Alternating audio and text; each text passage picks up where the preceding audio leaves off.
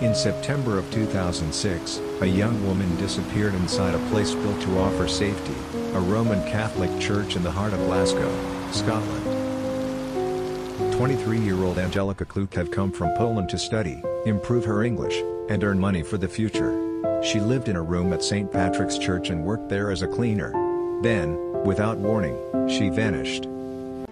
The last person known to have been with her was the church handyman, a quiet older man everyone called Pat McLaughlin. At first, the name gave detectives something to pursue. But the man himself had disappeared too. Police circulated his photograph, hoping someone would recognize him. Someone did. A former neighbor contacted investigators with a message that changed the entire case. That man was not Pat McLaughlin. His real name was Peter Tobin. He was a convicted sexual offender. He was required to keep police informed of his location. And now, he was on the run. But the false identity was only the first layer. As detectives began reconstructing Tobin's movements, they discovered a life scattered across Britain, different cities, different homes, different vehicles, and dozens of names. His trail crossed places where young women had disappeared and families had waited years for answers. Then investigators reached a modest house in Margate, England. In its garden, beneath ground that had once been described as a child's sandpit, police uncovered the truth about two teenagers who had vanished 15 years earlier. One missing woman inside a Glasgow church had exposed a fugitive handyman. That handyman led detectives to two forgotten cases. And those cases revealed one of Britain's most unsettling serial killers. This is the story of Angelika Kluk, Vicky Hamilton, and Dinah McNicol. It is also the story of how Peter Tobin hid behind ordinary jobs, false names, and constant movement, and how, after years of silence, his past finally caught up with him. What made the discovery so alarming was not that Tobin had lived completely outside society. It was the opposite. He had moved through ordinary neighborhoods and accepted ordinary work. At St. Patrick's, he did not arrive looking like a wanted fugitive. He arrived as the man who could repair a door, paint a wall, or finish a job no one else wanted to do. His disguise was not a mask in the theatrical sense. It was the trust people naturally extend to someone who appears useful, quiet, and familiar. By the time that trust was questioned, Angelika was missing, the handyman was gone, and investigators were racing against a man who had spent much of his adult life learning how to leave one identity behind and begin another. Before we continue, remember that these were real people, not characters created for entertainment. Their families lived through years of uncertainty and grief. This documentary avoids unnecessary graphic detail and focuses on the victims, the investigation, and the facts established in court. If you value carefully researched and respectfully narrated true crime stories, subscribe and join us as we examine the cases that changed criminal investigations. In 2006, Angelika Kluk was 23 years old.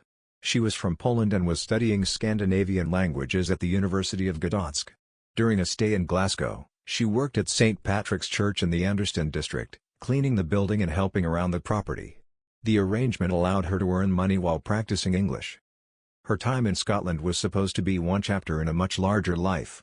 She had studies to complete, people who expected to hear from her, and plans that reached beyond the temporary room where she was staying. Those facts would become important almost immediately. Adults sometimes leave a job or change travel plans without warning. But Angelika's sudden silence did not fit the life she had been living. She left behind responsibilities, belongings, and people who knew her routine. The longer she remained unreachable, the less believable a voluntary departure became. To anyone looking in from the outside, the church appeared to be one of the safest places a young visitor could stay. It was familiar, busy, and connected to a community. Angelika had a room in the clergy house. People knew she was there, and she had regular responsibilities. One of the other workers was the handyman known as Pat McLaughlin. He appeared helpful and unremarkable. He completed repairs, painted, and handled practical jobs around the church. Angelika had no obvious reason to know that his name was false or that he had a serious criminal history. On September 24, Angelika was seen working near the church with the handyman. When she later failed to make contact with the people expecting to hear from her, concern grew quickly. Her boyfriend reported her missing, and attention turned to the place where she had last been seen. The church was searched. Rooms, storage spaces, and work areas were examined. What had seemed like a straightforward missing person inquiry began to feel increasingly urgent. Angelika had not simply packed her belongings and left.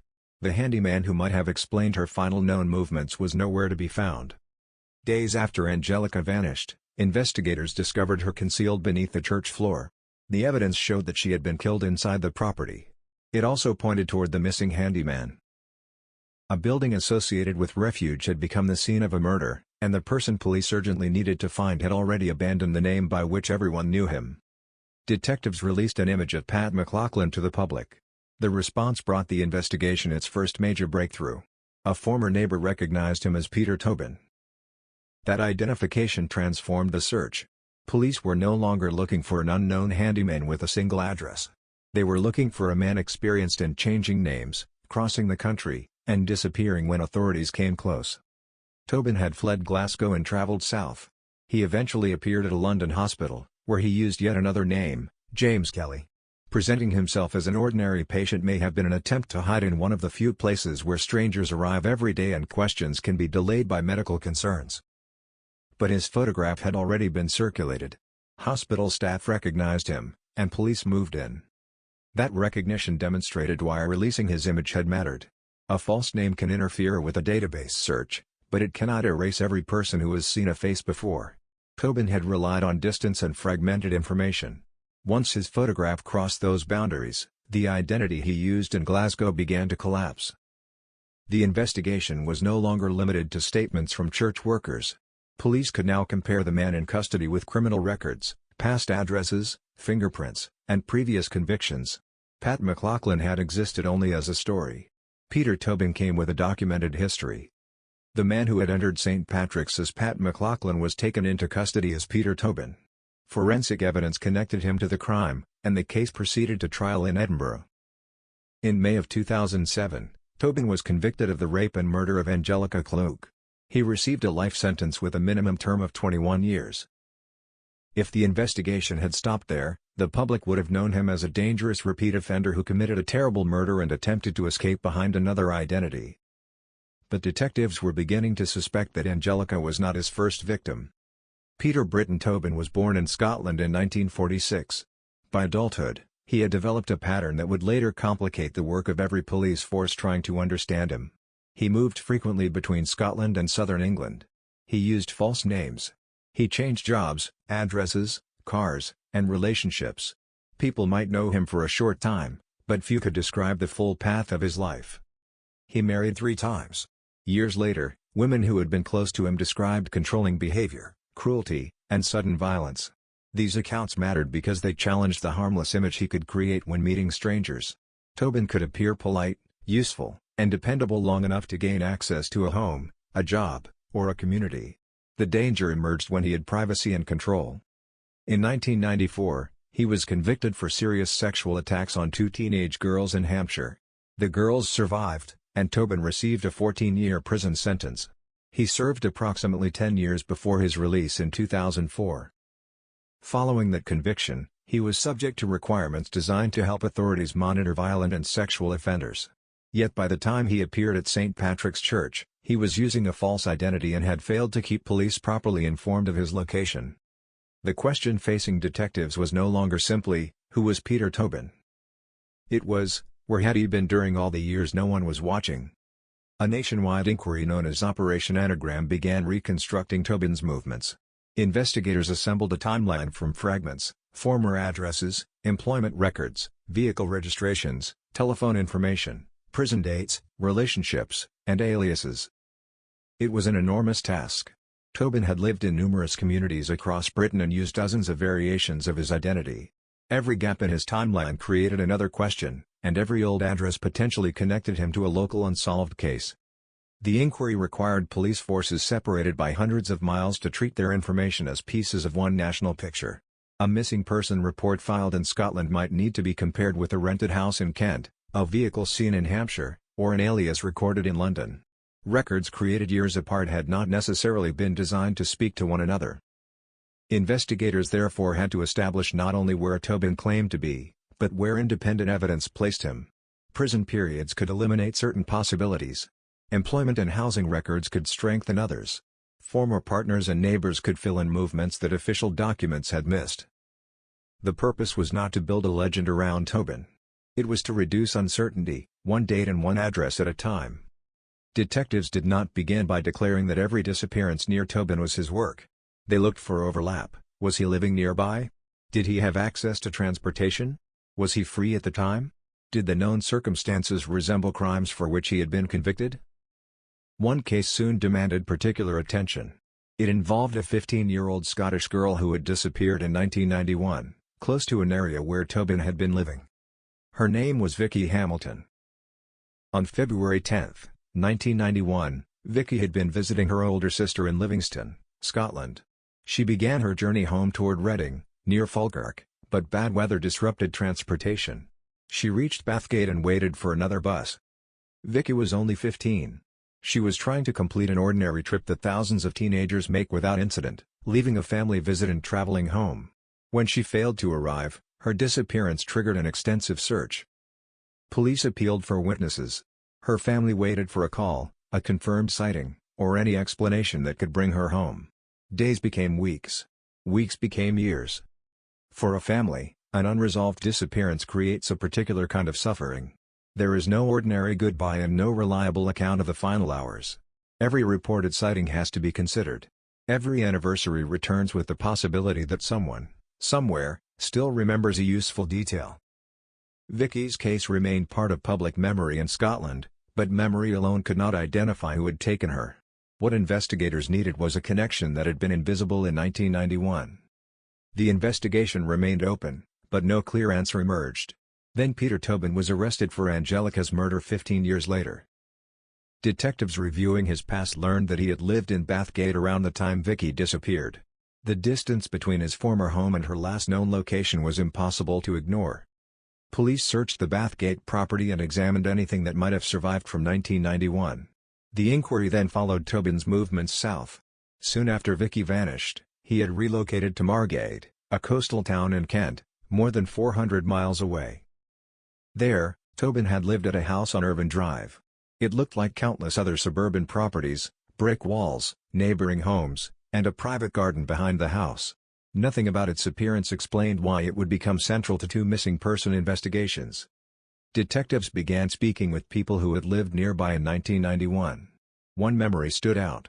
A neighbor recalled Tobin digging deeply in the garden. Tobin had apparently described the work as preparation for a sandpit for his young son. 16 years later, investigators returned with excavation equipment. The search was slow and methodical. Layers of earth had to be examined without destroying potential evidence. Then the investigation changed forever. Human remains were discovered in the garden. They were identified as Vicky Hamilton. After more than 15 years, her family finally knew what had happened. The answer ended the uncertainty, but it also confirmed the outcome they had feared. Tobin was charged with Vicky's murder. At trial, prosecutors presented evidence connecting him to her disappearance and to the Margate property where she had been concealed. In December of 2008, he was convicted. His minimum period of imprisonment was increased to 30 years. Yet the excavation at Irvine Drive had produced another discovery. A second person had been found in the same garden. Her name was Dinah McNicol. Dinah was 18 years old and lived in Essex. In August of 1991, she attended a music festival in Hampshire. Afterward, she and a male friend began hitchhiking home. They accepted a ride from a man. The friend was dropped off near the M25 motorway. Dinah remained in the vehicle because her destination was farther away. She was never seen alive again. Dinah had savings she intended to use for travel or education. After she disappeared, money began to be withdrawn from her account at cash machines in southern England. The activity suggested that someone had access to her banking information, but it did not lead police to Dinah.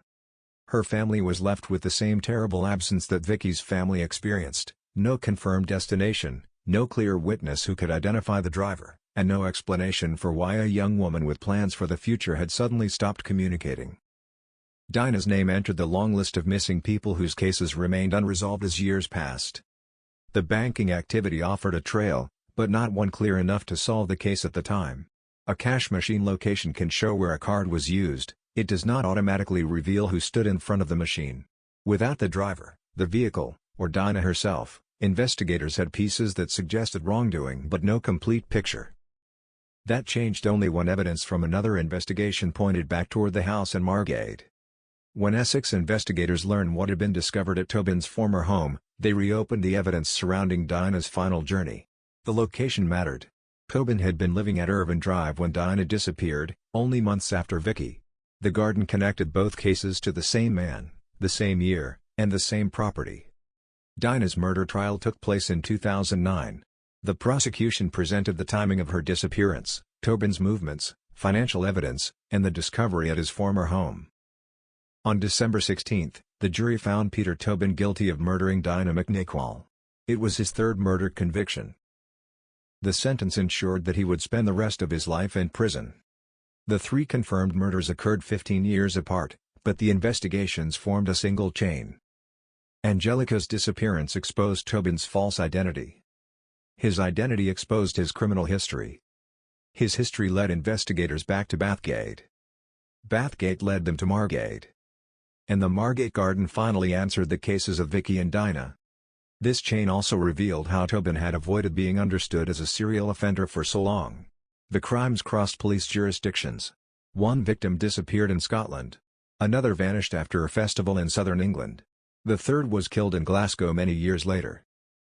Before modern databases made national comparisons easier, each case could appear isolated. Tobin's movement worked in his favor. A new town gave him new neighbors, new employers, and another opportunity to present himself as someone else. His ordinary occupations strengthened the disguise. He could be a handyman, caretaker, laborer, or helpful member of a religious community. These roles allowed him to enter places where people expected service rather than danger. The power of the disguise did not come from sophistication. It came from familiarity. He looked like someone who belonged. Operation Anagram continued after the three convictions. Police forces compared Tobin's timeline with unsolved disappearances and murders across the United Kingdom. Investigators preserved records and examined old evidence. They considered cases involving victims who disappeared near places Tobin had lived, worked, or traveled. Over the years, newspapers and television programs connected his name to numerous unsolved crimes.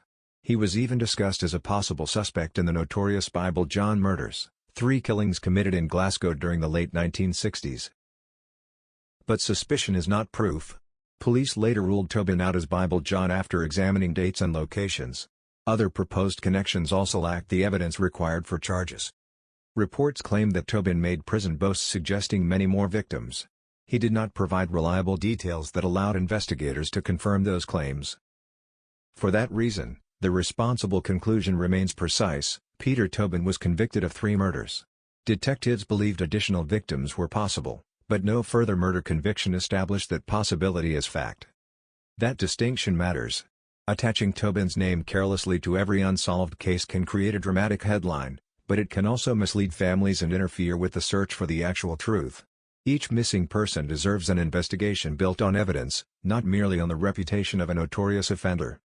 Tobin remained imprisoned in Edinburgh. As he grew older, his health declined. Investigators and victims' families continued hoping he might disclose information about other crimes, but he offered no dependable confession that resolved another case. On October 8, 2022, Peter Tobin died at the age of 76 while still serving his life sentences. His death ended the possibility of questioning him again, but it did not close every investigation associated with his movements. Evidence, timelines, and preserved records can still be reviewed as forensic methods improve. What died with Tobin were the answers known only to him, if there were, in fact, more answers to give. It is easy for a serial killer story to become dominated by the offender, his aliases, his movements, and the mystery surrounding what else he may have done. But Peter Tobin is not the person who should remain at the center of this story. Vicky Hamilton was 15 and trying to get home after visiting her sister. Dinah McNicol was 18, returning from a music festival with savings set aside for the life she intended to build. Angelika Kluk was 23, studying languages, working abroad, and supporting her ambitions through honest work. They lived in different places and disappeared at different moments, but each was surrounded by people who noticed her absence and refused to stop wanting answers. The investigation that finally connected their cases demonstrates both the cost of delay and the value of persistence. A public photograph exposed a false name. A reconstructed timeline connected Scotland to England. A neighbor's old memory guided detectives toward a garden. And careful forensic work gave two families answers after 15 years. Peter Tobin spent years changing the details around him, his name, his home, his job, and the story he told strangers. But he could not change the evidence forever. The church handyman known as Pat McLaughlin disappeared in 2006. The photograph of Peter Tobin replaced him. And behind that photograph, investigators found a trail leading back to Vicky, Dinah, and the truth their families had waited so long to hear. 3 victims. 3 convictions. And a final question that remains unanswered. Were there others still waiting to be found? If this case stayed with you, tell us in the comments which part of the investigation you found most important, the exposure of Tobin's false identity, the reconstruction of his movements, or the search that solved 2 15-year-old disappearances. Please keep the discussion respectful toward the victims and their families. Subscribe for more carefully researched true crime documentaries, and thank you for watching.